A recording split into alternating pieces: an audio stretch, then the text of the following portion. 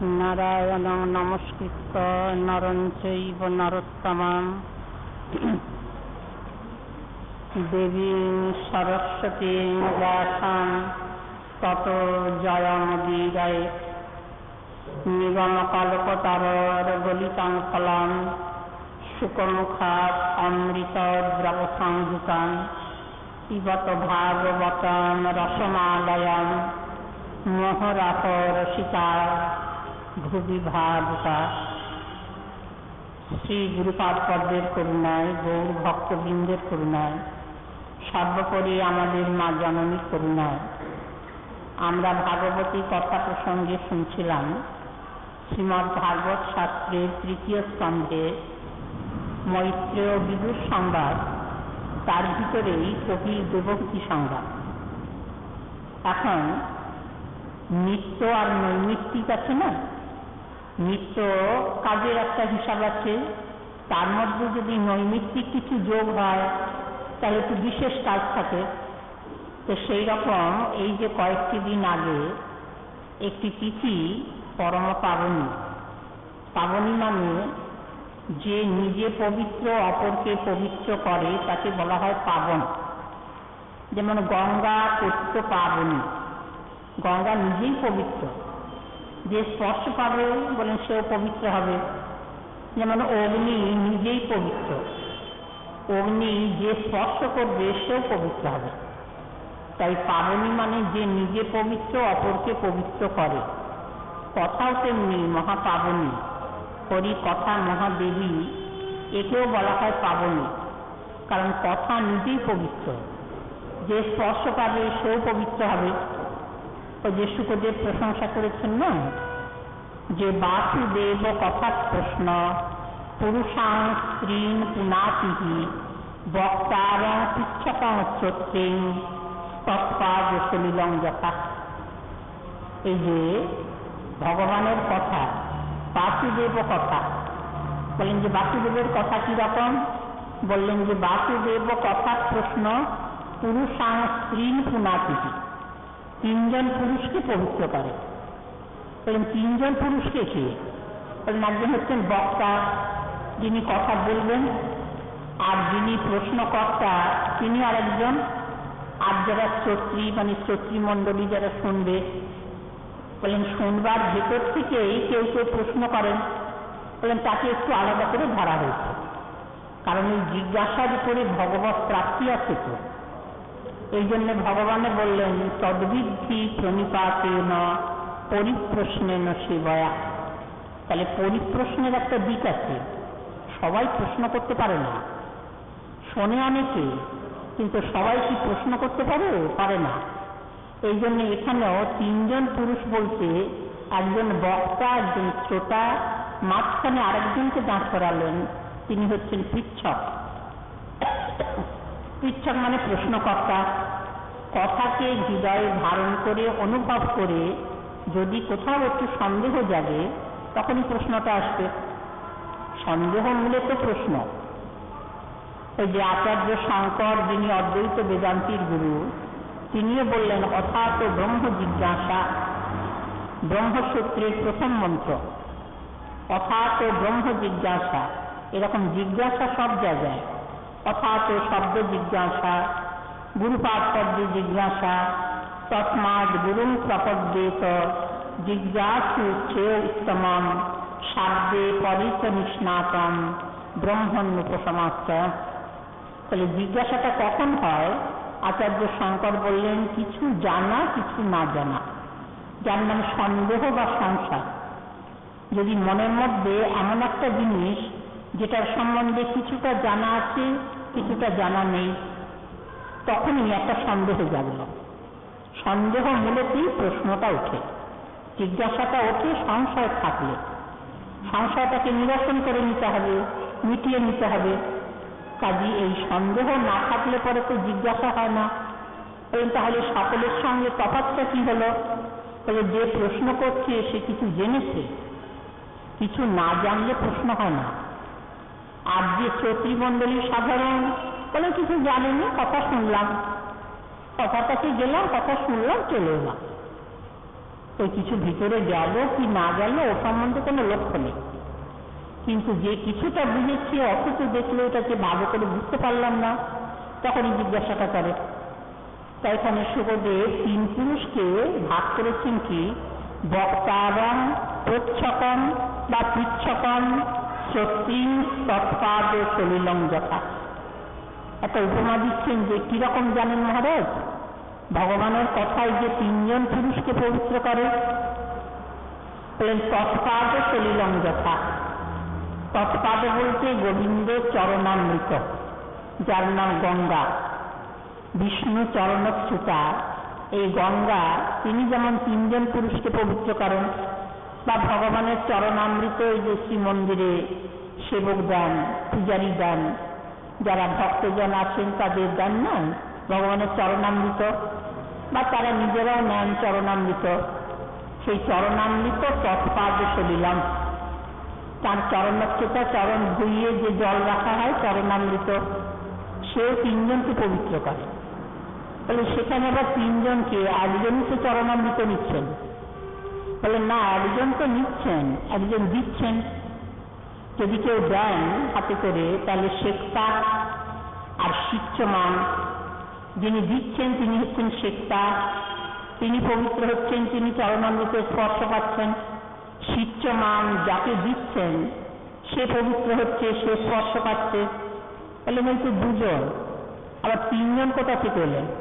বলে আশেপাশে থাকে না, ওর কাছেই আরো ভক্তরা দাঁড়িয়ে আছে।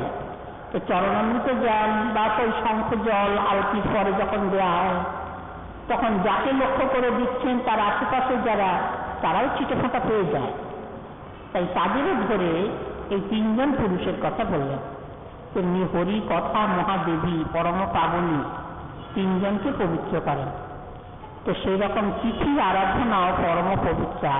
প্রতিদিনেরই একটা তিথি আছে, একটা তিথি গণনা তো থাকবেই, কিন্তু তার মধ্যে আবার একটি তিথি থাকে পরম পাবনী।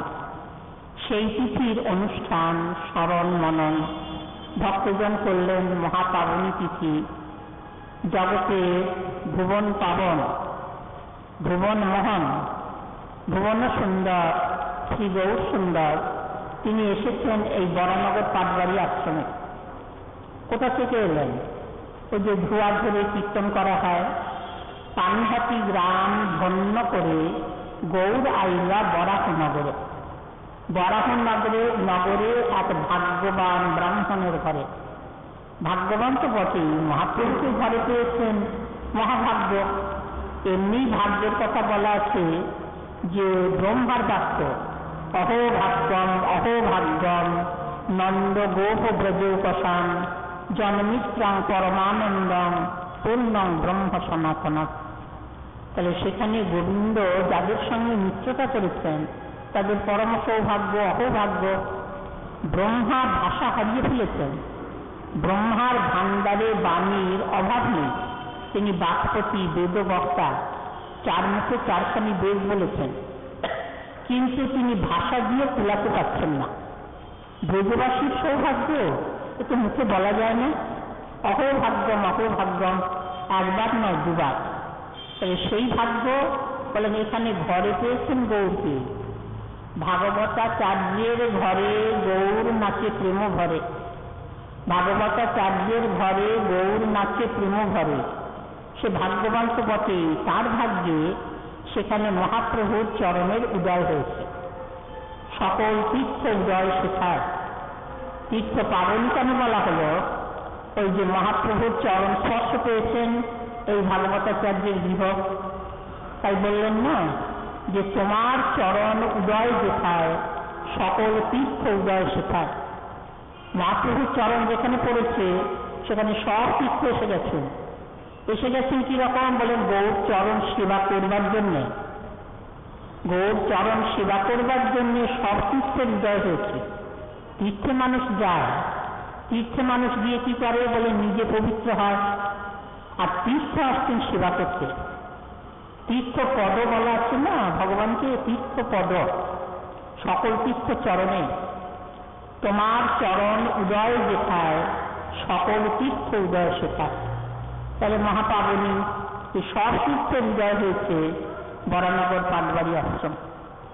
তাই এখানে বরানগর পাটবাড়ি আশ্রমের যিনি একান্ত একনিষ্ঠ সেবক, সেবা পেয়েছিলেন তো, এটি তো ভাগবতাচার্যের সেবা, তার শ্রী গোপাল, তার শ্রীমদ ভাগবত শাস্ত্র, তার শ্রী নারায়ণ শিলা, এই সেবা সৌভাগ্য পেলেন কে?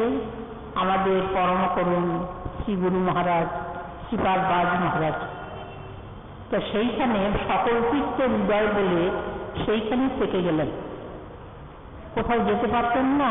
আমাদের মনে হয় সিদ্ধ মহাপুরুষ বৃন্দাবনে থাকবেন, থাকবেন মানে সেইখানেই ওই ভজন করে সেইখানেই দেহ রক্ষা করবেন, সেইখানেই অপ্রকট হবেন, কিংবা নীলাচলে, শ্রীধাম নীলাচলে, জগন্নাথ দেবের শ্রীক্ষেত্রে, আর তা না হলেও নদিয়া ভূমিতে নবদ্বীপ ধাম, যেটি ছিল বৃন্দাবন দাস ঠাকুর মশাই বললেন যে নবদ্বীপ হেন ধাম ত্রিভুবনে নাই। তাহলে নদিয়া, নীলাচল, বৃন্দাবন, চার ধামের মধ্যে নীলাচলও পড়ে, কিন্তু নদিয়া বৃন্দাবন এ তো বৈষ্ণবোচিত ধাম, বৈষ্ণবীয় ধাম। তা কোনো ধামে তো বাবাজি মহারাজ অপ্রকট হলেন না। মহাজন বললেন যে না, বৃন্দাবনেও গেলেন না, নীলাচলেও রইলেন না, নবদ্বীপে করিলা প্রণাম। বৃন্দাবনে নাহি গেলা, নীলাচলে না রহিলা, নবদ্বীপে করিলা প্রণাম। বলেন যে কেন নবদ্বীপে? বলেন বিরহ জাগবে। নবদ্বীপ ধাম, সেখানে বিরহ, শুধু বিরহ। সেই সে নদিয়া, সেই সুরধুনী, সেদিনে সকলে রয়েছে গো। কারণ আমাদের এই চোখে তো দেখতে পাই না। গৌর সেখানে লীলা করেছেন, বাল্য লীলা, কৈশোর লীলা, তারপরে যৌবনেরও কিছু অংশ।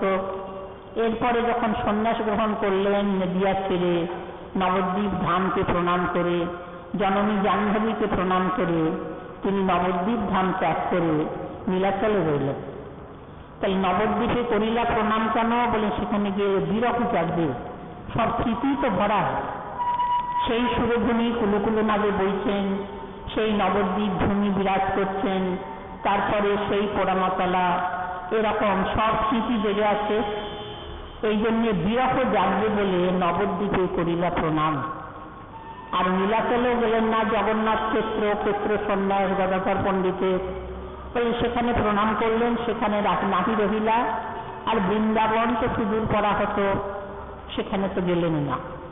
তাহলে এই যে বরানগর পাটবাড়ি আশ্রমের স্থিতি, তাহলে তার কি কিছু লাভের হানি হল? না, সকল তীর্থ উদয় শেখায়। নদিয়া, নীলাচল, বৃন্দাবনের তা কথা। যত তীর্থ আছেন সব তীর্থ এক জায়গায় এসে জড়ো হয়েছেন। তীর্থপদ শ্রীমান মহাপ্রভু সেখানে চরণ চিহ্ন দিয়েছেন। তবে সেই তিথির আরাধনা ভক্তজন করেছেন, স্মরণ করেছেন, মনন করেছেন। যারা সেইখানে যেতে পেরেছেন তারা তো পেয়েছেন, যারা ঘরে বসে আছেন তারা স্মরণে পেয়েছেন, মননে পেয়েছেন। তারও দাম আছে। স্মৃতি সেবা ফলম ইন্দ্রাদি দুর্লভম। স্মরণে সেবা করলেও ফল হবে কিরকম? ইন্দ্রাদি দেবতা যেটা পায় না। কাজে সেই তিথির আরাধনা পরম পাবনী তিথি। তা মহাপ্রভুর সন্ন্যাস গ্রহণ বা ওই রস আস্বাদন, সেইটি তো প্রধান। এই জন্যে যদিও নদিয়াবাসী এখনো মহাপ্রভুর সন্ন্যাসমূর্তি দেখতে চায় না, সন্ন্যাসের কথা শুনতে চায় না। সন্ন্যাসের লীলা মানে মাথুর লীলা নবদ্বীপ ধামে হয় না, কীর্তন এসব নিয়ম আছে, বিরহ জাগে। কিন্তু তার নিজের আস্বাদন তো দেখতে হবে। মহাপ্রভুর আবির্ভাবেরই দুটো কারণ। কবিরাজ গোস্বামী পাদ কারণকে দুটি ভাগে ভাগ করেছেন। যেমন গোবিন্দ এই ধরাধামে আসছেন, কেন আসছেন, কোথা থেকে আসছেন? বলেন গোলকধাম থেকে। তারপরে ব্রজে এলেন, কিন্তু সেখানে শুকদেব গোস্বামী পাদ ভগবানের আবির্ভাবের কারণকে অনেকভাবে দেখিয়েছেন। অনেকভাবে দেখিয়েছেন মানে নিজের মন্তব্য করবার যখন অবসর পেয়েছেন তখন তো পরিষ্কার করে বললেন। তার আগে কুন্তী মায়ের বাক্য আছে, ব্রহ্মাজির বাক্য আছে, শ্রীমদ্ ভাগবত শাস্ত্রে বিভিন্ন জায়গায় গোবিন্দের আবির্ভাবের কারণ উল্লেখ করা আছে। গীতা বাক্যে তো আছেই। গীতাবাক্যে স্বয়ং ভগবানের আবির্ভাবের কারণটি বলা নেই, ভগবানের অন্যান্য অংশ অবতার, কলা অবতার তাদের আবির্ভাবের কারণ বললেন যে অর্জুন যদা যদা হি ধর্মস্য গ্লানির্ভবতি ভারত অভ্যুত্থানম অধর্মস্য তদাত্মানম সৃজাম্যহম পরিত্রাণায় সাধূনাং বিনাশায় চ দুষ্কৃতাম ধর্ম সংস্থাপনার্থায় সম্ভবামি যুগে যুগে। বক্তা কিন্তু গোবিন্দ স্বয়ং ভগবান, কিন্তু আবির্ভাবের যে কারণটি দেখালেন ওটি স্বয়ং ভগবানের আবির্ভাবের কারণ না, ওটি অংশ অবতার, কলা অবতার তাদের দ্বারাতে যে কাজ হয় সেই কাজের কারণ। কেন স্বয়ং ভগবানের আবার আলাদা কোনো কারণ আছে নাকি? কোনো কারণে স্বয়ং ভগবান আসেন? বলেন প্রেম দেওয়া, এইটাই স্বয়ং ভগবানের কাজ। কবিরাজ গোস্বামীপাদ বললেন যে অসুর মারণ ক্রিয়া, অধর্মের বিনাশ, ধর্ম সংস্থাপন এসব কাজ হয় বিষ্ণু অংশদ্বারে, কিন্তু স্বয়ং ভগবান কখন আসেন, কেন আসেন? বলেন আমার দিনে অন্য নারী ব্রজ প্রেম দিতে। অন্যান্য কাজ আমার অংশ অবতার, কলা অবতার থেকে হবে, কিন্তু আমার দিনে অন্য নারী ব্রজ প্রেম দিতে। আমার দিনে মানে স্বয়ং ভগবানের কাজ। স্বয়ং ভগবান তিনি ছাড়া প্রেমদান লীলা আকারে হয় না, তাও কৃষ্ণ স্বরূপে হয়নি। কৃষ্ণ স্বরূপে হয়নি কেন? বলেন যে আস্বাদনের অপূর্ণতা ছিল। নিজের আস্বাদন না হলে দান করবেন কি করে? নিজের প্রচুর ভোগ করে যেটা উঠছে পড়ে সেইটাই তো দানে পরিণত হয়, কিন্তু গোবিন্দেরই বাসনা পূরণ হচ্ছে না, তিনি আবার দেবেন কি? সুতরাং সেখানেও দান হয়নি। শুকদেব স্পষ্ট করে বললেন মহারাজ পরীক্ষিতের সভায়, রাজন পতির গুরুবলং ভবতাং যদুনাম দৈবং প্রিয়ক কুলপতি কত কিং করব অস্তেব বঙ্গ ভজতাং ভগবান মুকুন্দ মুক্তিং দদাতি কদিচিৎ স্ম ন ভক্তি যোগম। এখন সেই যে ব্রজের অপূর্ণ স্বাদ আমার পক্ষে তো হলো না সম্ভব, অথচ সংকল্প ছিল। কবিরাজ গোস্বামীপাদ সেটি ধরে দিয়েছেন। যথেচ্ছ বিহরি কৃষ্ণ কইল অন্তর্ধান, অন্তর্ধান করি করে মনে অনুমান, আমি চিরকাল নাহি করি এই প্রেম ভক্তি দান, প্রেম ভক্তি দিনু জগতের নাহি অবস্থান। তাহলে ওই যে অপূর্ণতা, আমার দিনু অন্য নারে ব্রজপ্রেম দিতে, তো আমি তো ব্রজপ্রেম দেওয়ার অধিকারী, কিন্তু তাও তো হলো না। তাহলে পরে বলেন যে কিভাবে হবে? বলেন আর একভাবে আসতে হবে। যিনি দাত্রী তার স্বরূপ পেলে তবে দেওয়া যাবে। দাত্রীকে বলেন আশ্রয় তত্ত্ব, আশ্রয় তত্ত্বই দাতা, বিষয় তত্ত্ব ভোক্তা। তাহলে রাধা গোবিন্দ নিজে যখন গৌর হলেন এই স্বরূপে দাতৃত্ব যোগ হলো, দাত্রী মানে আশ্রয় তত্ত্বের যোগ হলো। কারণ গৌর তো একা কৃষ্ণ নন, একা কৃষ্ণতে যখন প্রেমদান হয়নি তখন গৌরও প্রেমদান হতে পারে না। সেই কৃষ্ণ অবতীর্ণ চৈতন্য মশাই নন্দসুত বলিজারে ভাগবতে যায়, সেই কৃষ্ণ অবতীর্ণ চৈতন্য মশাই নন্দের নন্দন যেই সতীসুত হইল সেই বলরাম হইল নিতাই। তাহলে নন্দনন্দন শচীনন্দন নন্দনন্দন কৃষ্ণ প্রেম দিতে পারলেন না, প্রেমদানেতে কৃপণতা। সেই কৃষ্ণ অবতীর্ণ চৈতন্য গোসাই তাহলে শ্রীমান মহাপ্রভুর স্বরূপে প্রেমদান হয় কি করে? বলেন এখানে একটু বেশি যোগ হয়েছে, কারণ প্রেমের বন্যা বলা আছে না, প্রেম বন্যায় জগৎ ভাসল এক বিন্দু পরশ হলো না রে। এই যে ভক্তজনের আক্ষেপ, তাহলে বন্যা হলো কি করে? বলেন যে সাগরে তো বন্যা হয় না, কৃষ্ণচন্দ্র কর কৃপা করুণা সাগর, সাগর তার মর্যাদা লঙ্ঘন করে না, তটসীমা লঙ্ঘন করে না, জলকে দেশের মধ্যে ঢুকিয়ে ছড়িয়ে বন্যা আনে না। সেখানে সীমাবদ্ধ জল, জল ছড়িয়ে যায় আবার ফিরে যায় সাগরে। তা কৃষ্ণচন্দ্র কর কৃপা করুণা সাগর, সাগরের মর্যাদা বজায় রেখেছেন। সাগরে জলোচ্ছ্বাস হয়নি, জল হয়েছে, জলটা কিছুটা ফেনা ছড়িয়ে যায় না সাগর সৈকতে, বলেন এখানেও গেছে। ওই প্রেম বাড়ি কে পেয়েছে? বলে নিজে নিজে পরিকর পেয়েছে। গোবিন্দ পরিকর প্রেম পেতে কিছু বাকি আছে? বলে সবাই পেয়েছেন, কিন্তু আপামর জনসাধারণকে দান হয়নি। দেশের মধ্যে সাগরের জল ঢুকে যায় না, তপসীমাকে লঙ্ঘন করে না। এখানে কৃষ্ণচন্দ্র করুণা সাগর বলে নিজের পরিকর রূপ তপসীমাকে লঙ্ঘন করে ওই প্রেমবাড়ির বন্যা ঘটাননি। তো ঘটল কখন? বলেন যে সেই কৃষ্ণচন্দ্রই তো গৌর সুন্দর। বলেন এখানে আর একটা সাগর মিশল, কৃষ্ণ সাগর আর রাধা সাগর দুয়ে মিলে গৌর সাগর।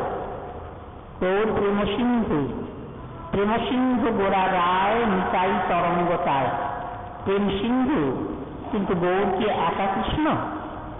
তাহলে একটা সাগরে জলোচ্ছ্বাস প্রেম মানে বন্যা হয় না, কিন্তু একটা সাগরের সঙ্গে যদি আর একটা সাগর মেশে, যদি কখনো মিশে যায় তাহলে বন্যা হতেও পারে। তো সেই রকম কৃষ্ণ সাগর আর রাধা সাগর দুয়ে মিলে যে গৌর সাগর, গৌর প্রেম সিন্ধু, সেখানে বন্যা এলো, প্রেম বন্যায় জগৎ ভাসল, আমি রইলাম বাকিরে। এই ভক্তজনে রাখতে, তাই সেখানে মহাপ্রভুর সন্ন্যাস স্বীকার করতেই হবে। এটা তার নিজের আস্বাদন, নিজের অপূর্ণ স্বাদ পুরাইতে। তো সেই গৌর সন্ন্যাস নিয়ে কোথায় যাবেন? বলেন বৃন্দাবনে। বৃন্দাবনে যাওয়াটাই তো ইচ্ছা, সেখানে রাধারানীর প্রেমাস্বাদন। বলেন যাবার চেষ্টাও করলেন। যাচ্ছেন কোথায়? বলেন রামকেলি পথে। রামকেলি ওই মালদা জেলা গৌরমণ্ডল, সেইখানে গৌর তখন রাজধানী, মুসলমান রাজত্ব। সেখানে রামকেলি বলে একটি গ্রাম, যেখানে রূপ সনাতনের ভিটা। রূপসায়ক একটি সরোবর আছেন, তার নাম রূপসায়ক। সেখানে রূপ সনাতনের সেবা আছেন। এটি তমাল বৃক্ষ, সেই তমাল বৃক্ষের নিচে গৌর সুন্দর বসেছেন, বিশ্রাম করেছেন। সেখানে রূপ সনাতনকে কৃপা করলেন। গৌর রাজধানী কাছে, সেইখান থেকে রামকেলি, সেখানে শ্রীমন্দির। এখন তো বিরাট মহা মহোৎসব হন জ্যৈষ্ঠ মাসের সংক্রান্তিতে। জ্যৈষ্ঠ মাসের সংক্রান্তিতে রামকেলির মেলা সবাই জানেন, ভক্তজন তো জানেনি। সেখানে কত কত কীর্তনিয়া, কত বাউল সম্প্রদায়, কত সবারই সমাবেশ হয়।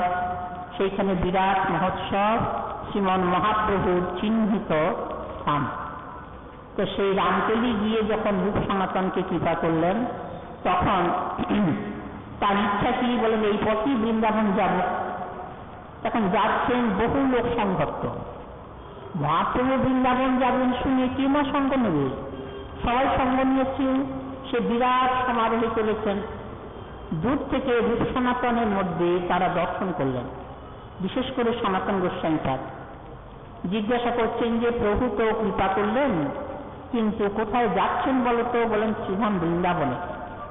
সেইখানেই তো রসের আস্বাদন, রসের ভূমি, ভাবের ভূমি। যে ভূমির বর্ণনা করেছেন শ্রী ব্রহ্মা, শ্রিয়ক কান্তা কান্তা পরম পুরুষ কল্পতরবদ্রুমা ভূমি চিন্তা মণিগণমণি তোয়মৃতং কথা গানম নাট্যং গমনমপি বংশী প্রিয়সতী চিদানন্দং জ্যোতি পরমমপি তদা স্বর্গমপি চ। প্রাকৃত দৃষ্টিতে দেখা যায় না, জল নয় অমৃত, কথা নয় গান, চলন নয় নৃত্য।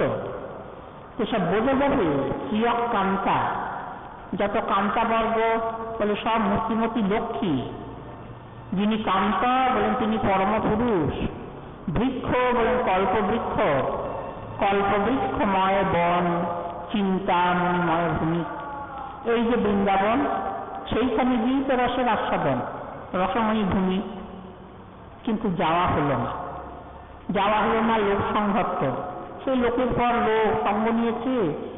তখন সনাতন দূর থেকে দেখেই ইঙ্গিত করলেন যে মহাপ্রভুর সঙ্গে এত লোক, এদের সবাইকে নিয়ে বৃন্দাবন গিয়ে তার রসের আস্বাদন হবে?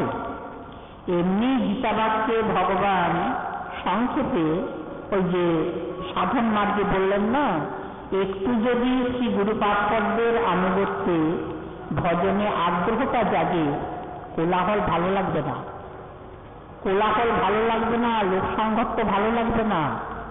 তখন ভগবান বললেন, অর্জুন অরতির জনসংসদী বিবিধ দেশসেবিত্তম অরতির জনসংসদী। অরতি জন্মাবে, রতি হবে না, ভালো লাগবে না। বলেন যে কি ভালো লাগবে না? জনসংসদী, লোকের কোলাহল ভালো লাগবে না, লোকের কথা ভালো লাগবে না।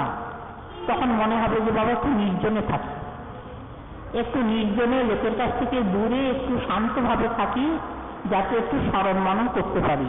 হয়তো না, মন তো চঞ্চল, মনটাকে একক্ষণ স্থির করা যায় না। তারপরে যদি বাইরের পরিবেশে কোলাহল থাকে তাহলে তো কথাই নেই, সে তো হয়েই ওঠে না। এই জন্যে অরতির জনসংসদী, জনবহুল ভালো লাগবে না। তখন মনে হবে একটু একা একা থাকি, একটু নির্জনে থাকি। আর মহাপ্রভু যাচ্ছেন রসবিলাসে, নিজের রস আস্বাদনের জন্য, যেটি অপূর্ণ রয়েছে। তিনি এত লোক সঙ্গে সেইখানে গিয়ে কিভাবে আস্বাদন করবেন? তখন শুনতে পেলেন মহাপ্রভু শুনতে পেয়ে বললেন, সনাতন মতো প্রভু মরে এত শিখাইলা। এটা মহাপ্রভু মনে হয়নি, বলে উপলক্ষ করলেন। সনাতন গোস্বামীকে শিক্ষা দিয়েছেন মহাপ্রভু। এখানে সনাতনের শিক্ষা মহাপ্রভু নিয়ে তবে তার যাওয়া বন্ধ হলো বৃন্দাবন? বলেন গৌর রাজ্যের বিপরীত রীতি, এটা লোকশিক্ষার জন্য ভক্তের মহিমা বাড়ানো। মহাপ্রভু পদে পদে ভক্তের মহিমা বাড়িয়েছেন, ভক্তদের আদর কি করে করতে হয়, কি যে আচরণ করে দেখিয়েছেন। ভক্তদের পিঠাপানা দাও, যা কিছু উপাদেয় বস্তু জগন্নাথের মহাপ্রসাদ সব ভক্তদের পথে দাও, আমাকে দাও লাফরা ব্যঞ্জন। এই যে আচরণ, ভগবানের আচরণ এটা হয়। ওর সঙ্গে ভক্ত ভাবের প্রাবল্য, ভক্ত ভাব বেশি। ভক্তের আচরণ কিরকম হয় নিজে আস্বাদন করছেন, অশেষ বিশেষে ভোক্তা। আমরা শ্রী গুরুপাদ পদ্মের শ্রীমুখে গৌরতত্ত্ব শুনলাম, আস্বাদিতে এসেছে। আপনি কত মধুর তাই আস্বাদিতে এসেছে। তাই নিজের নাম নিজে করছেন, নিজের কথা নিজে শুনছেন, নিজের সেবা ওই ভক্তজন সেবা করছেন, ভক্তজনকে সেবা করছেন। এই যে আস্বাদন, আস্বাদনের স্বরূপ। আপনি কত মধুর তাই আস্বাদিতে এসেছে। নিজের মাধুর্যকে নিজে বোঝা যায় না, অন্যের মাধুর্য দেখে লিপ্ত হয়, কিন্তু নিজের ভিতরে যে মাধুর্য আছে ওটা উপলব্ধি হয় না।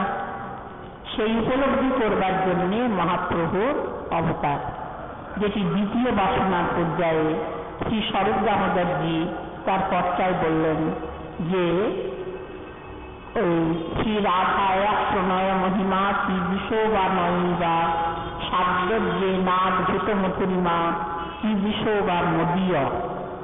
আমার মাতৃ কেমন, কৈছন রাধা প্রেমা কৈছন মধুরিমা। এখানে তো আমার মাধুরীতে বলেননি কবিরাজ গোস্বামীপাদ, শ্রী স্বরূপ দামোদরজি কর্তায় বললেন দ্বিতীয় বাসনা পর্যায়ে কি বিষো বা নদীয়। ওই যে শ্রী রাধায়া প্রণয় মহিমা কি বিষো বা নয়ীবা সাদ্যের যে নাদ ভূত মধুরিমা কি বিষো বা নদীয় আর সৌক্ষণ চাষা মদন ভবত কি বিষম। এই তো তিনটে বাসনা, তার মধ্যে দ্বিতীয় বাসনা বললেন আমার মাধুরী কেমন। এটা মহাজনের বাক্য আছে, কিন্তু কবিরাজ গোস্বামীপাদ উল্লেখ করলেন না। কবিরাজ গোস্বামীপাদ যখন তার অনুবাদ করলেন পয়ারে, তখন তো আমার মাধুরী কেমন দ্বিতীয় বাসনায় আমার কথাটা উল্লেখ করেননি, শুধু মাধুরী কেমন। কৈছন রাধা প্রেমা কৈছন মধুরিমা কৈছন সুখে তৃণভোর। তা কৈছন মধুরিমা মাধুরী কেমন আমরা শ্রী গুরুপাদ পদ্মের শ্রীমুখে কীর্তন প্রসঙ্গে শুনলাম। কবিরাজ গোস্বামীপাদের এই বাক্যেরই অনুবাদ, শুধু অনুবাদ নয় অনুভব করে ব্যাখ্যা। শ্রী রাধিকার প্রেম কেমন, সে প্রেমের মাধুরী কেমন। এখানেও একটু তারতম্য আছে। কবিরাজ গোস্বামীপাদ তো আমার কথাটা উল্লেখ করেননি, স্বরূপ দামোদরজি কর্তায় বলেছেন মদীয়।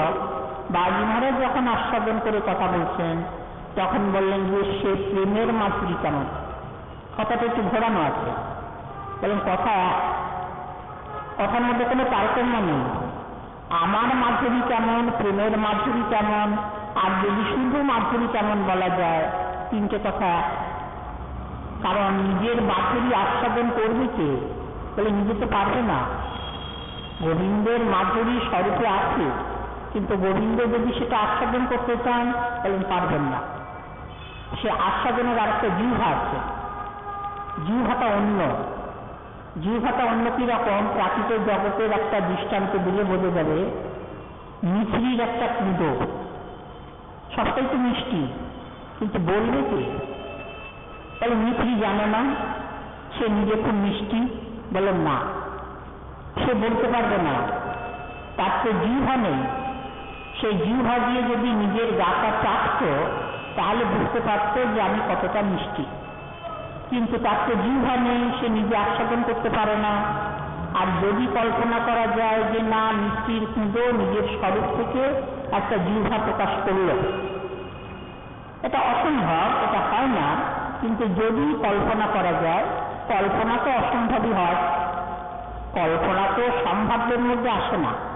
মানুষ কত সুদূর প্রসারী কল্পনা করে না, কত যেটা চিন্তা করা যায় না ওইসব কল্পনা করে বসে বসে।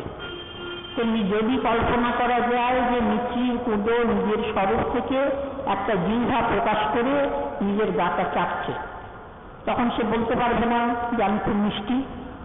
বলেন হ্যাঁ, বলতে পারে, কিন্তু ওটা মানায় না, ওটা ঠিক শোভা হয় না, ওটা দেখতে ভালো লাগে না। তাহলে মিছরি মিষ্টি বলবেটাকে? বলেন আর একটা জিহ্বা চাই। এই জন্য মানুষ যখন জিভ দিয়ে চাটে মিছরির কুঁদোটা, তখন বলবে যে ও মিছরি খুব মিষ্টি, খুব মিষ্টি, এটা অন্যের জিহ্বাটা চাই। তেমনি এখানে গোবিন্দ স্বরূপে অসীম মাধুরী, অসমানভ্য রূপশ্রী, বিস্মাপিত চরাচর,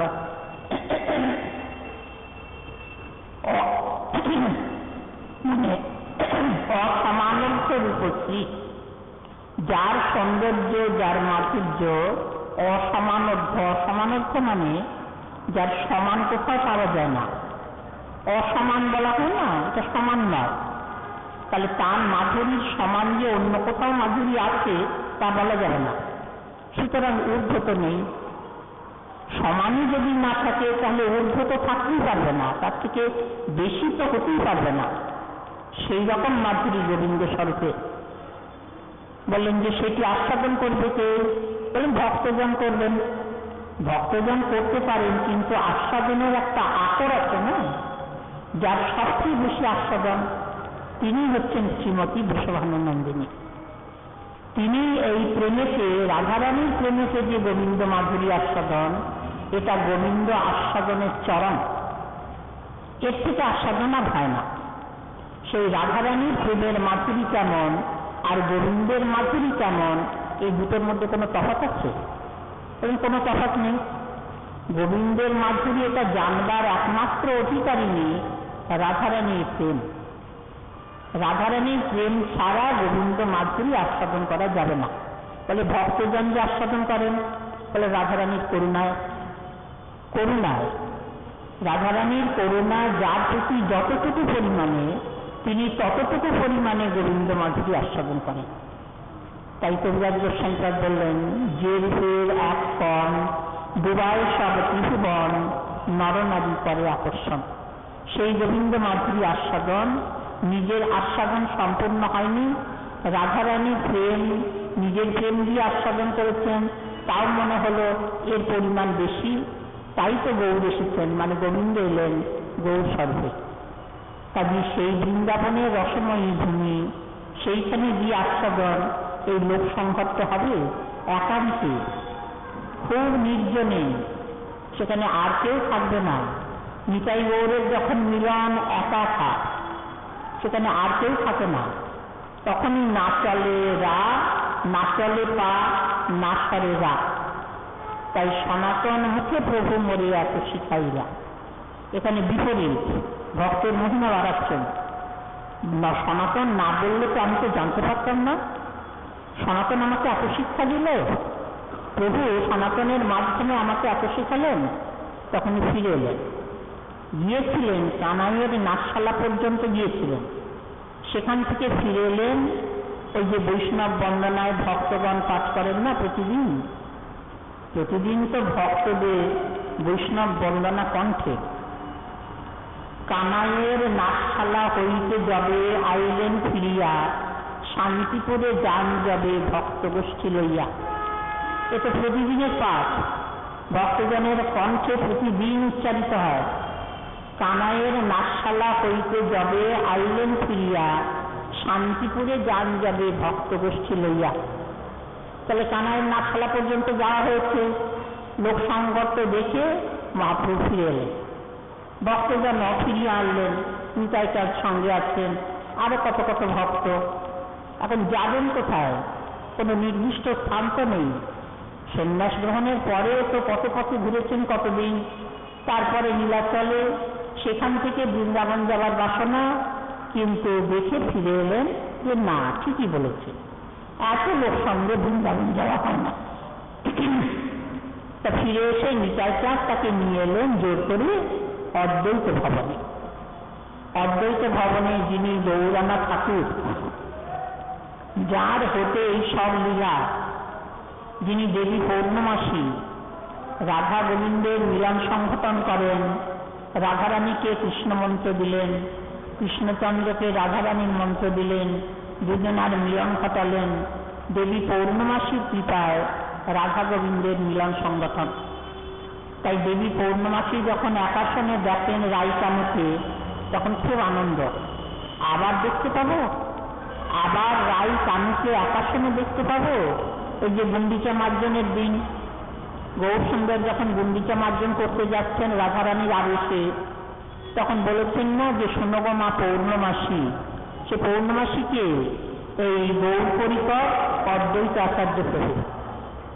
শোনো গো মা পৌর্ণমাসী, আমি নিশিশেষে দেখেছি সুশাপন, ব্রজে আসবে ব্রজের জীবন, চলো কুঞ্জ সাজাইয়া। তখন যদি পৌর্ণমাসীর আনন্দ আর ধরে না, বলেন যে সে কি আবার আমাদের সৌভাগ্য হবে, এই আকাশনে দেখব রাইকানু, তাই সেখানে ব্রজের মনমতো আসবেন, তুমি সেখানে যাবে, তাহলে তো আমাদের পরম সৌভাগ্য। কাজে এই যা হচ্ছে এইসব লীলা সীতানাথ পৌর্ণমাসী, সেই সীতানাথের ভবনে এখানে নিতাইচাঁদ অন্যান্য ভক্তজন মহাপ্রভু এসে উপস্থিত হয়েছেন। নদিয়ায় খবর চলে গেছে, নদিয়ায় খবর চলে গেছে, নদিয়ার ভক্তবৃন্দ দলে দলে আসছেন। মহাপ্রভু ফিরে এসেছেন, বৃন্দাবন যাওয়া হয়নি, অদ্বৈত ভবন কাছেই, শান্তিপুর থেকে অদ্বৈত মানে এই নবদ্বীপ ধাম আর কত দূর। দলে দলে ভক্ত আসছেন, মায়ের মর্যাদা রেখেছেন মহাপ্রভু। নিতাইচাঁদকে পাঠালেন, যাও মাকে নিয়ে এসো। তা মাকে আনবার জন্য নিতাইচাঁদ গিয়েছেন, গিয়েই যাচ্ছেন মা। তখন মা ভাবছেন বোধহয় নিমাই ফিরে এলো, বলেন এসো বাবা এসো, তোমারই অপেক্ষায় আছি, এসো নিমাই। বলে মা আমি নিমাই নই, আমি নিতাই, তোমারই ছেলে, চলো নিমাই তোমায় ডেকেছে, নিমাইয়ের কাছে যাবে। বলেন ও নিতাই, এসো বাবা।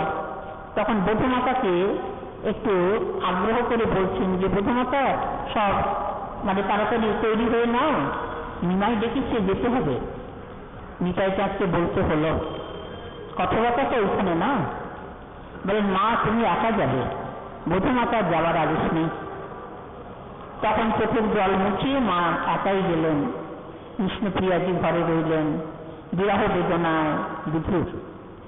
তো সেই মা এসেছেন অদ্বৈত ভবনে, সীতামা অদ্বৈত ঘরণী, তিনি রান্না করেছেন দীর্ঘদিন, বেশ কয়েকটি দিন, দিন 15-16 এরকম অদ্বৈত ভবনে মহাপ্রভুর ভোজন বিলাস।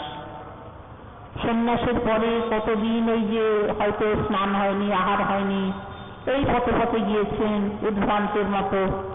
সেইখানে মায়ের হাতে তো সেবার পরিপাটি, সেইখানে অদ্বৈত ভবনে বিরাট মহোৎসব। দিনটি কি? মাধবেন্দ্র পুরীর আবির্ভাব স্মরণ করে। মাধবেন্দ্র পুরীর শিষ্য ঈশ্বরপুরী লৌকিক সম্পর্কে মহাপ্রভু গয়াধামে ঈশ্বরপুরীর কাছে মন্ত্র গ্রহণ করেন। তাকে গুরুপদে বরণ করেছেন, সন্ন্যাস মন্ত্রে দীক্ষা পেয়েছেন কেশব ভারতীর কাছে। ভারতী বর্গের মধ্যে তার সন্ন্যাস মন্ত্রে দীক্ষা।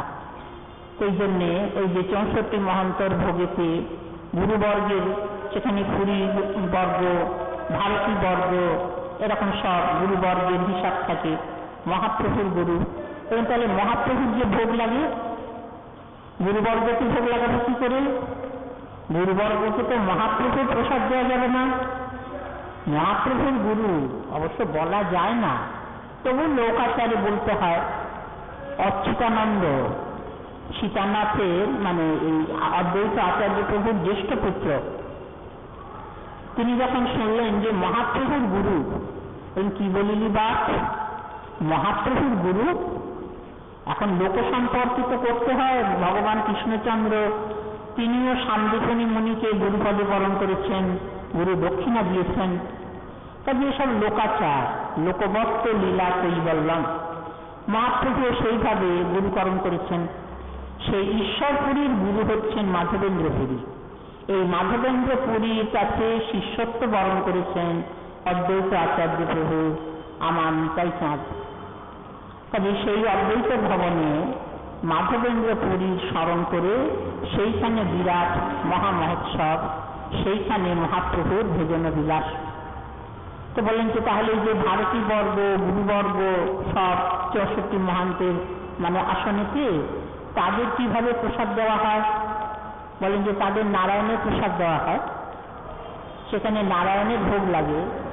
নারায়ণের প্রসাদ গুরুবর্গ পান, পিতৃবর্গ পান, মাতৃবর্গ পান। সেখানে তো মহাপ্রভুর প্রসাদ দেওয়া হবে না। মহাপ্রভুর প্রসাদ তো পিতামাতা নেবেন না, ভক্তজন নেবেন। কিন্তু পিতামাতাকে কিভাবে দেবেন, গুরুবর্গকে কিভাবে দেবেন? কারণ ওখানে নারায়ণের প্রসাদ দেওয়া হয়। আর মহাপ্রভুর যেটি ভোগ লাগে সেখানে সপার্ষদে মহাপ্রভু, সপরিকরে মহাপ্রভু সেখানে পান। এই হচ্ছে নিয়ম। সেই জন্য আসনের তারতম্য থাকে। একটা আসনের সঙ্গে আর একটা আসন লাগে না, ভিন্ন ভিন্ন আসনে সব মানে দেওয়া হয় ভোগ। তো সেই মহাপ্রভুর ভোজন বিলাস অদ্বৈত ভবনে সেখানে কিছুদিন থেকে মহাপ্রভু এলেন কোথায়? কুমারহট্টে। কুমারহট্টে কিসের আকর্ষণ? বলেন শ্রীবাস পণ্ডিতের ঘর। শ্রীবাস পণ্ডিত পরে এসেছেন শ্রীধাম নবদ্বীপে। এখন যেখানে শ্রীবাস অঙ্গন, সেখানে মহাপ্রভুর নিত্য মানে নিত্য কীর্তন, প্রতিদিন রাত্রে সংকীর্তন। তা শ্রীবাস পণ্ডিত তো আগে নবদ্বীপে ছিলেন না, আগে ছিলেন কুমারহট্টে। সেইখানকার বাস উঠিয়ে দিয়ে শ্রীধাম নবদ্বীপে পরে এলেন। তো ওইখানে গেছেন মহাপ্রভু শ্রীবাস পণ্ডিতের সঙ্গে মানে মিলনের জন্য। সেখানে গিয়ে তারপরে এলেন কুমারহট্ট থেকে পানিহাটিতে। পানিহাটিতে কিসের আকর্ষণ? বলেন রাঘব ভবন। যে জন্য মহাপ্রভু উচ্চৈঃস্বরে ঘোষণা করেছেন যে চারি ছাই আমি থাকি সর্বদাই, কোনো সময়ে আমার ব্যতিক্রম হয় না। যদি সাক্ষাৎ থাকতে পারি তো ভালো, যদি না থাকতে পারি স্মরণে থাকি। রাঘব পণ্ডিতের ঘরে এই জন্যে রাধা ঠাকুরানী রান্না করেন। রাঘব ঘরে মহাপ্রভুর এত আকর্ষণ কেন? বলে রাঘবের ঘরে রাঁধেন রাধা ঠাকুরানী। এখনো যারা রাঘব পণ্ডিতের ভবন দর্শন করতে যান, যেখানে মাধবী কুঞ্জ আছেন, মাধবী কুঞ্জের নিচে রাঘব পণ্ডিতের সমাধি, আর রাঘব পণ্ডিতের সেবিত বিগ্রহ রাধাশ্যাম সেখানে বিরাজ করছেন। এখন আবার নিতাই গৌর প্রতিষ্ঠিত হয়েছেন। তো সেইখানে পাকঘর যেটি পাকশালা, সেইখানে লেখা আছে রাঘবের ঘরে রাধেন রাধা ঠাকুরানী। তো তারই আকর্ষণ। নন্দালয় আসেন না রাধারানী যাবত থেকে মা যশোমতী রাধারানীকে প্রতিদিন আনান, নন্দালয়ে এসে রান্না করেন। সেই রান্না করবার পরে ভোজন করেন শ্রী কৃষ্ণ বলরাম, ভক্তজন প্রসাদ পান। তো এই যে লীলা, বলে লীলা তো সেই লীলাই চলছেন। এখানে মহাপ্রভু এসে রাধারানীর হাতে রান্না সেই পোশাক পাওয়ার জন্য এখানে বারবার ছুটে ছুটে আসেন। তাই বললেন যে চারি ঠাঁই আমি থাকি সর্বদাই, সেই রাঘব ভবন তার মধ্যে একটি। নিত্যানন্দ নর্তনে, রাঘব ভবনে, শচীমায়ের রন্ধনে, শিবাসঙ্গনে। তাহলে শিবাসঙ্গন, শচীমায়ের রন্ধন শ্রীধাম নবদ্বীপে, আর পানিহাটিতে রাঘব ভবনের স্থিতি, আর নিত্যানন্দ নর্তনে মহাপ্রভু প্রকট হয়েছেন দণ্ড মহোৎসবে। দণ্ড মহোৎসব যখন নিতাই চাঁদ নাচছেন, বরং গৌর এসে গেছেন, তা গৌর এসে সেই নিত্যানন্দ নর্তন উপভোগ করেছেন, সেই ভক্তদের পোশাক পাওয়া দর্শন করছেন। নিতাই চাঁদ বলছেন যে দেখেছো, তোমরা কিছু অনুভব করছো? বলেন কিসের অনুভব? তোমরা কিছু বুঝতে পারছো? বলেন হ্যাঁ, যেন একটা গন্ধ পাচ্ছি, সে ডোনা ফুলের গন্ধ। ডোনা ফুলের দ্রোণ ফুল, খুব সুগন্ধি, তার মালা গলায় দিয়ে মহাপ্রভু নীলাচল থেকে এই পানিহাটিতে এসেছেন। সে আবার আর একটা প্রসঙ্গ। তো বললেন যে তোমরা অনুভব করছো? বলেন হ্যাঁ, তোমাদের নটন দেখবার জন্য আসছেন। আসলে মহাপ্রভু এসেছেন নিত্যানন্দ নর্তনের আকর্ষণে।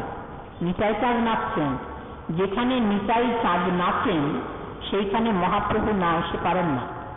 তাই চারি ঠাঁইয়ের মধ্যে একটি হচ্ছে নিত্যানন্দ নর্তন। কিন্তু নিতাই চাঁদ তো নিজের মহিমা বলবেন না, তা গৌর এসেছে নীলাচল থেকে তোমাদের নৃত্য দেখতে, তো তোমরা যে আনন্দে নৃত্য করছো এটাই বড় আকর্ষণ। কিন্তু এসেছেন তিনি নিতাই নর্তন দেখতে, সে দণ্ড মহোৎসবে। কাজে সেই রাঘব ভবনে এসে পৌঁছলেন মহাপ্রভু কুমারহট্ট থেকে। তা রাঘব ভবনে থেকে তারপরে কিছুদিন পরে রাঘব ভবন ধন্য করে, পানিহাটি গ্রাম ধন্য করে গৌর আইলা বরাহনগরে। যে বরানগর পাটবাড়ি আশ্রম এখন বিরাজ করছেন বাজ মহারাজের উজ্জ্বল সেবা, সেখানেই বাজ মহারাজের পূর্ণ সমাধি, সেইখানে ভক্তজনের এত আকর্ষণ। তো বলেন যে পানিহাটি গ্রাম ধন্য করে গৌরাইলা বরাহনগরে, ভক্তজন সঙ্গে আছেন, নিতাই চাঁদ আছেন, আরো কত কত ভক্ত আসছেন। কিভাবে? বলেন গঙ্গা প্রবাহে নৌকা যোগে। নৌকা যোগে একবার এসেছেন সুদূর নীলাচল থেকে গৌর মণ্ডলে। সেও পানিহাটি গ্রামে প্রথম শুভ পদার্পণ। সে আশ্বিন মাসের বিজয়া দশমী তিথিতে নীলাচল থেকে যাত্রা। মহারাজ প্রতাপরুদ্র পোশাক পাঠাচ্ছেন, যেখানে যেখানে মহাপ্রভু অবস্থান করছেন সেখানে যাতে তার কষ্ট না হয়, কষ্ট ঠিক না, অসুবিধা না হয়, ওই প্রচুর পরিমাণে মহাপ্রসাদ মহারাজ প্রতাপরুদ্র পাঠাচ্ছেন। এখানে বরানগর পাটবাড়ি আশ্রমে যখন মহাপ্রভু এসেছেন তখন মহাপ্রসাদ এসে গেছেন। তখন বাজি মহারাজ আস্বাদন করেছেন, বুঝি মহারাজ প্রতাপরুদ্র পাঠিয়েছেন প্রসাদ মহাপ্রভুর সেবার জন্য, তার দৃষ্টি আছে। তো সেই নৌকা যোগে মহাপ্রভু এলেন, এখনো আসছেন। লীলা তো বিরাম নেই, লীলার তো বিশ্রাম নেই। উদ্যাপীয় সেই লীলা করে গৌর রায়, কোন কোন ভাগ্যবান দেখিবারে পায়। তো কোন কোন ভাগ্যবান নয়নে দর্শন করেন। কিরকম নয়ন? চোখ তো সবারই একই রকম। বলে না না, চোখের তারতম্য আছে। এই যে মাকে দর্শন করা, কোন ভক্ত সাক্ষাৎ দেখছেন, চোখের পলক পড়ছে, চোখের পাতা নড়ছে, শাড়ির আঁচলটা দুলছে, চুলগুলো দুলছে, তারপরে বলেন মালাটা দুলছে, মালা আপনি দোলে, গলার গুণে কি মালার গুণে, মালা আপনি দোলে রে। গলার গুণ কি মালার গুণ তা জানি না, তবে মালা দুলছে। এ দর্শন সবারই হবে? বলে না না, সে ভাগ্যবান। এই জন্যই বললেন যে উদ্যাপীয় সেই লীলা করে গৌর রায়, কোন কোন ভাগ্যবান দেখিবারে পায়। সে দৃষ্টি কার দেওয়া? বলেন গুরুপাদপদ্মের দেওয়া। শ্রী গুরু কৃপায় যাদের প্রেমনেত্রের পূরণ হয়েছে সেই ভাগ্যবান যেন দেখেছে, সেই প্রেমনেত্রে দেখা যাবে। ব্রহ্মা বললেন প্রেমাঞ্জন ছুরিত ভক্তি বিলোচনেন সন্তঃ সদৈব হৃদয়ে বিলোকয়ন্তী তং শ্যাম সুন্দরমনন্তমগাধরূপম গোবিন্দমাদি পুরুষং তমহং ভজামি। তা এখনো প্রতি সেই যে তিথিতে, সেই দ্বাদশী তিথিতে মহাপ্রভু আসছেন। পানিহাটি গ্রাম ধন্য করে গৌর আইলা বরাহনগরে। শ্রীধাম পাটবাড়ি আশ্রম থেকে চতুর্দোলা সাজিয়ে, সে ফুলো সাজিয়ে ভক্তজন কীর্তন করতে করতে, নাম করতে করতে নিয়ে যান সেই গঙ্গার ঘাটে। যে ঘাটে মহাপ্রভু শুভ পদার্পণ করেছেন তাকে চিহ্নিত করবার জন্যে নাম আছে চৈতন্য ঘাট। রাঘব পণ্ডিতের রাঘব ভবনের কাছে যে ঘাট, যেটি দণ্ড মহোৎসব তলার ঘাট, সেই ঘাটেরও নাম চৈতন্য ঘাট। এসব লীলার সাক্ষী। মহারাজ প্রতাপ রুদ্র বলেছেন না যে মহাপ্রভু যাচ্ছেন গৌরমণ্ডলে, নীলাচল ছেড়ে কটক হয়ে যাবেন, কটকে মহানদী, সেই মহানদীর কাছে যে গড়গড়িয়া ঘাট, সেই ঘাটে নূতন নৌকায় উঠবেন, সেই নৌকায় করে নৌকা যোগে যাবেন।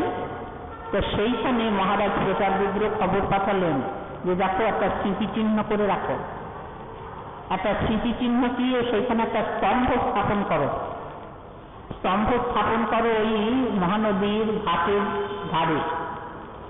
তো বলেন যে সেইখানে স্তম্ভ, বলেন হ্যাঁ এইটাই লীলার সাক্ষী থাকবে যে এই ঘাটে মহাপ্রভু নৌকা যোগে নীলাচল থেকে যাত্রা করেছেন গৌরমণ্ডলে। সেই স্তম্ভ রয়েছেন, সেই লীলার সাক্ষী। তারপরে মহারাজ প্রতাপ রুদ্র বলে পাঠালেন যে দেখো যদি সৌভাগ্য হয়, আমার মানে হৃদয়ের বাসনা, ভক্তজন তো বাসনা জানিয়ে রাখে, পূরণ করবার ভাবটা, কিন্তু ভক্তের প্রার্থনা তো থাকে যেন ঠাকুর মশাই প্রার্থনা করলেন যদি জন্ম হয় পুনঃ রামচন্দ্র সঙ্গ যেন তবে নরোত্তম হয় ধন্য। এ ভক্তের প্রার্থনা আছে।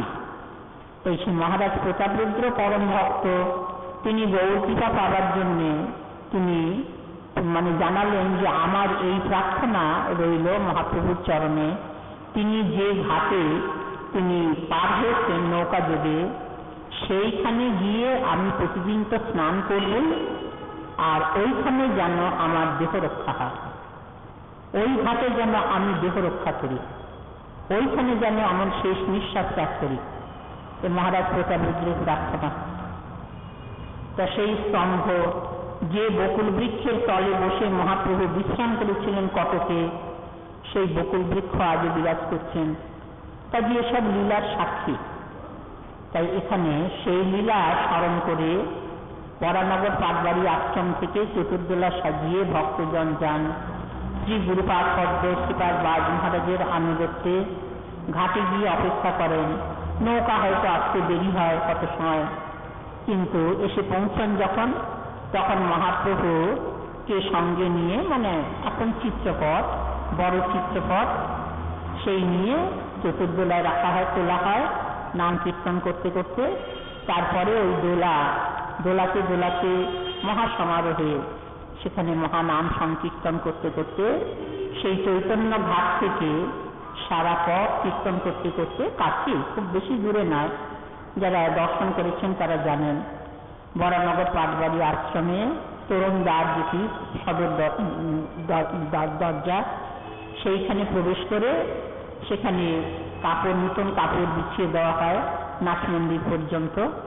সেইখানে এসে মহাপ্রভু এবং নিতাই চাঁদ যারা ভিতরে রয়েছেন, চিত্রপটটা ভিতরে থাকবেনি, কিন্তু যিনি বিগ্রহরূপে বরানগর পাটবাড়ি আশ্রমে রয়েছেন সেইখানে তারা জগমোহনে আসেন। মন্দিরেই তো থাকেন, কিন্তু সেই দিন একটি দিনের জন্য তারা বাইরে জগমোহনে আসেন এবং সেইখানে এসে দর্শন করেন ভক্তবৃন্দকে, এবং সেই সময়ে মহাপ্রভুকে গোপী গীত শোনানো হয় ভক্তজনের মধ্যে।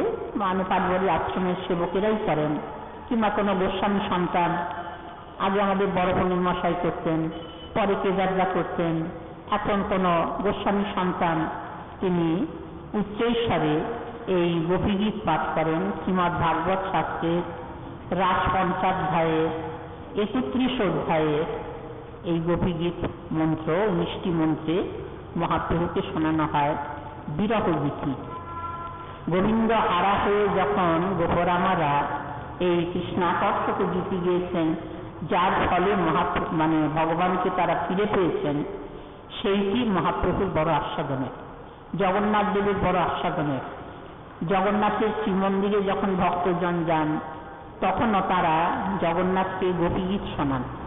যখন গুন্ডিচা মন্দিরে গিয়ে রথ পৌঁছয়, যখন তাদের শুভ বিজয় হয় রত্নাসনে, তার আগে যতক্ষণ রথে তারা অবস্থান করেন তখনও ভক্তজন গিয়ে সেই বিরহ গীতি শোনান, যাতে তাদের মিলন প্রসঙ্গ। গোপীগীতের শেষে রাধা গোবিন্দের মিলন। রাধারানী শুধু একা নন, সেখানে গোপ্য উঁচু বলা আছে বহুবচন দিয়ে, সকল গোপরামা। রাধা আদি গোপরামার সঙ্গে গোবিন্দের যে মিলন প্রসঙ্গ, এটি তো কাম্য। আবার আকাশনে দেখতে পাবো, আবার দেখবো রাই কানু একসঙ্গে, এই মিলন সুখ উপভোগ করব। কারণ সখী মঞ্জরী, দেবী পৌর্ণমাসী, তারা তো নিজেদের সুখ চায় না, তারা রাধা গোবিন্দ মিলিত হলে পরে যে আনন্দ, সেইটি দর্শন করে আনন্দ পান। এই তাদের সুখেতেই সুখ। রসময় রসময়ী, ভাবময় ভাবময়ী, প্রেমময় প্রেমময়ী, তাদের যে মিলন, এইটিতেই তাদের পরমানন্দ। সেবা সুখে সদাই সুখী। তারা সেবা বই আর জানে না রে, নিজেদের সুখের দিকে দৃষ্টি নেই। সেবক সেবিকার এইটাই স্বরূপ, তারা নিজেদের সুখ বোঝে না। নিজেদের দেহ সুখ, নিজেদের যে কোনো সুখ বলেন জলাঞ্জলি দিয়েছে, সব সুখ বিসর্জন দিয়ে শুধু যার সেবা করে তার সুখের দিকে দৃষ্টি, সেই সুখে মজে থাকে। কাজে সেই সুখের জন্যে রাধা গোবিন্দের মিলন, এতেই আমাদের সুখ। তাই গোপীগীত প্রসঙ্গ মানেই রাধা গোবিন্দের মিলন প্রসঙ্গ। এতক্ষণ যে বিরহে তারা কেঁদে কেঁদে চোখের জলে বুক মুখ ভাসিয়ে দিয়েছেন, পরনে সে উত্তরীয় ভিজে গেছে, কিন্তু পরে যখন ফিরে পেলেন তখন পরম আনন্দ। এই আনন্দ পাওয়ার জন্যেই সেইখানে গোপীগীত প্রসঙ্গ। তো মহাপ্রভু গোপীগীত কিছুক্ষণ শুনুন, তারপরে শ্রী গুরুপাদ পদ্মের করুণা হলে, গৌর ভক্তবৃন্দের কৃপা হলে আগামীকাল আমরা শুনব মহাপ্রভু এত দূর থেকে এসে এই পানিহাটি, তখন সেখানে না হয় রাঘব ভবন, কিন্তু বরানগর পাটবাড়ি আশ্রমে যখন এসেছিলেন তখন এই রকম সড়ক ছিল না, বন জঙ্গলে ঘেরা, একটা খড়ের চালের ছোট্ট ঘর, একটা মাটির ওই খুঁড়িটা রয়েছে, সে খুঁটিটা হয়তো সোজাও নয়, ওই যে হেলাম দেওয়া, ভেঙে পড়ছে এরকমের অবস্থা। চালে হয়তো খড় জোটে না, দরিদ্র ব্রাহ্মণ কিন্তু ভাগ্যবান। ভাগ্যবানের পরিচয় কিন্তু ধনসম্পদ নয়। তা না হলে পরে ওই যে মহাজন কেন বলবেন যে মহাপ্রভু এলেন এক ভাগ্যবন্ত ব্রাহ্মণের ঘরে। ভাগ্যবন্ত কিসে? বলেন গৌরকে যে কাছে পেয়েছে, ঘরে পেয়েছে, তার তো সৌভাগ্যের সীমা নেই, কিন্তু অতি দরিদ্র। জীবিকা কি? বলে কিছুই নয়, আকাশ বৃষ্টি। সেই বনে জঙ্গলে একটা ছোট্ট ঘর, কুঁড়ে ঘর, সেখানে কে আসবে? বলেন তো তার বৃত্তিটা কি? বলেন ভাগবত সেবা। ভাগবত সেবা, শুধু ভাগবত পাঠ করেন নিজের আস্বাদনের জন্য, পয়সা রোজগারের জন্য নয়। আর ছোট আছেন একটি বালক গোপাল, সেই গোপাল এখনো নিত্য সেবিত হচ্ছেন পরানগর পাটবাড়ি আশ্রমের শ্রীমন্দিরে। শ্রীমৎ ভাগবত সেবিত হচ্ছেন শ্রীমন্দিরে। আর নারায়ণ শিলা, ব্রাহ্মণ তো, ব্রাহ্মণের বৃত্তি নারায়ণ সেবা। এই তো তিনটি কাজ, ভাগবত সেবা, নারায়ণ সেবা, গোপাল সেবা। আর একটা ছোট কুটির বনে জঙ্গলে ঘেরা। সেখানে মহাপ্রভু কিসের আকর্ষণে এলেন? অত দূর থেকে, অত ভক্ত সঙ্গে নিয়ে কিসের আকর্ষণে এসেছেন? এইটি আমরা শ্রী গুরুপাদ পদ্মের করুণা হলে, গৌর ভক্তবৃন্দের কৃপা হলে, আমাদের মা জননীর করুণা হলে আগামীকাল আমরা স্মরণ করব। জয় শ্রী গুরু।